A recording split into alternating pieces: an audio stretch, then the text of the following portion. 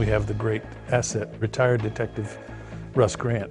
Morrow uses him because he's been in a lot of autopsies. And when they write these hyperpolysyllabic words of facial bones, he knows what they are and where they are. Detective Russ is who I sort of built Jane off of. You know, Jane is a female version of Detective Russ. Having Detective Grant on set as our technical advisor is invaluable. If you're in this situation, how would it play out? What would you do? How would you respond? When do you need to be gloved up? When do you wear the booties? And how do you approach a murder victim? And chain of evidence, you know, which is very important. What happens to it? Where does it go? Was it taken in the correct way? Is it uncontaminated? He just immediately says, well, this is how it is in real life. So that it takes out the guesswork. It's comforting because you know that you're not way off the map. And if you are, he'll bring you right back in.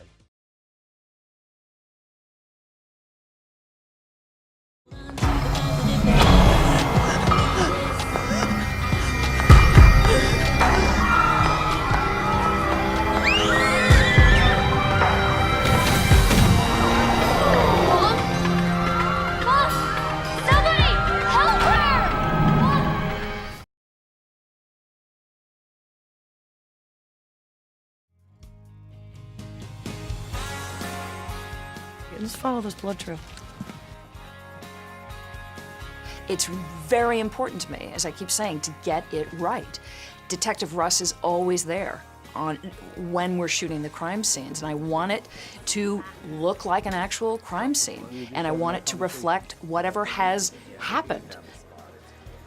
The lovely Sarah coming out of the wings, she's been stabbed in the chest. They put an apparatus on Sarah that allowed them to put this pair of scissors into her chest. Then we bloodied her up and we brought her out here and laid her down behind this privacy screen. We took some stage blood and we dribbled it along the floor, which indicates that as she's stumbling through the crime scene, she's dripping blood till she finally loses consciousness, falls down. Then we added some blood to her hands and had her reach up and grab her chest area and grab the actual pair of scissors. So put blood on top of that. Then we had her lay down nice and still. We poured blood all over her wound and just left her there. I don't want to get too disgustingly gruesome. I don't want to show the audience something that is too hard to look at. And I think one of the ways to do that is to make it as realistic as you can.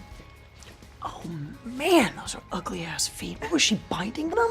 And we have some terrific makeup artists so that on the day, they can put the blood where the blood needs to go. And all of that verisimilitude is really important. It involves discussing it with Janet, the directors, and Russ. And usually on the day when we do an effect like that, Russ is, right there in the mix and, giving suggestions of what's the most realistic way, where to place it.